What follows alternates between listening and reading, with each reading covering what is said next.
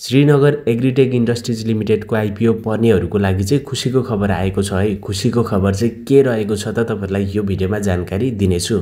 आज Srinagar Agritech Industries लिमिटेडको share नेप्सेमा लिस्टिङ भएको छ र लिस्टिङ भएसँगै अब यसको कारोबार चाहिँ भने पर्सि आइतबारको दिन हुनेछ, किनभने भोलि शनिबार हो, शनिबार मार्केट क्लोज हुनेछ, त्यसैले आइतबार चाहिँ यसको कारोबार सुरु हुनेछ।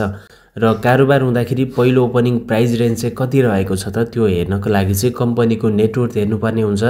यस कम्पनीको नेटवर्थ भनेको 100.59 रुपैयाँ रहेको छ, त्यसैले यसको ओपनिङ प्राइस रेन्ज भनेको चाहिँ 100.59 देखि लिएर 301.77 को बीचमा हुनेछ। यो भन्दा घटी पनि हुँदैन, यो भन्दा बढी पनि हुँदैन, यो बीचमा चाहिँ यसको ओपनिङ हुनेछ।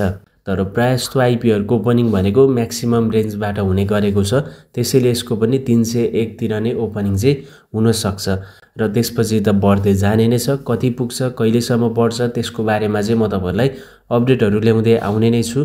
र नेप्सेमा यस कम्पनीको टोटल 1,63,12,500 किता शेयर लिस्टिङ भएको छ र ती मध्ये भने पब्लिक शेयर भनेको मात्र 32,62,500 किता रहेको छ र बाँकी रहेको 1,30,50,000 चाहिँ भने प्रोमोटर शेयर रहेको छ। सो आइतबारदेखि कारोबारमा आउँदैछ। तपाईहरुलाई चाहिँ यो आइपिओ परेको छ कि छैन कमेन्ट गर्नु होला। आइपिओ परेकोहरु सबैजनालाई चाहिँ एकदम बधाई छ। तपाईहरुले चाहिँ अब राम्रो प्रॉफिट बनाउने, यानी कि डेली हरियाली देख्ने दिन चाहिँ अब आउँदैछ। र यस्तै खाली अपडेटहरु आइपिओ सम्बन्धित, शेयर मार्केट सम्बन्धित भिडियोहरु हेर्नका लागि चाहिँ मनी कुरालाई फलो सब्स्क्राइब चाहिँ गर्नु होला है।